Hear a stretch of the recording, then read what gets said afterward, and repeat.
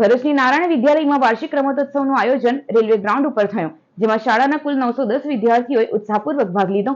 ભરૂચના railway ground ખાતે યોજાયેલ રમતોત્સવના મુખ્ય મહેમાન તરીકે મનીષ નાયક, પ્રભાત કુમાર મિશ્રા, વિઠ્ઠલભાઈ શિંદે સહિત શાળા પરિવાર ઉપસ્થિત રહ્યો। આ રમતોત્સવમાં એથ્લેટિક્સ, રસ્સાખેંચ, કબડ્ડી, ખો-ખો, ક્રિકેટ, વોલીબોલ વગેરે રમતોનું આયોજન થયું, જેમાં વિદ્યાર્થીઓએ ખૂબ સરસ ઉત્સાહપૂર્વક રીતે દરેક રમતમાં ભાગ લીધો।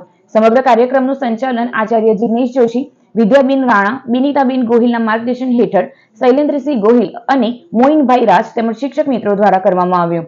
આજ રોજ શક્તિનાથ વિસ્તારમાં આવેલી નારાયણ વિદ્યાલયમાં અંગ્રેજી માધ્યમ, ગુજરાતી માધ્યમના લગભગ 910 જેટલા વિદ્યાર્થીઓ માટે એથ્લેટિક્સ મીટ તેમજ સાંઘિક રમતોનું આયોજન કરવામાં આવ્યું હતું, જેમાં એથ્લેટિક્સમાં દોડ, કૂદ, ફેંક અને સાંઘિક રમતમાં ખો-ખો, કબડ્ડી, રસ્સાખેંચ અને ક્રિકેટ મેચનું આયોજન કરવામાં આવ્યું હતું।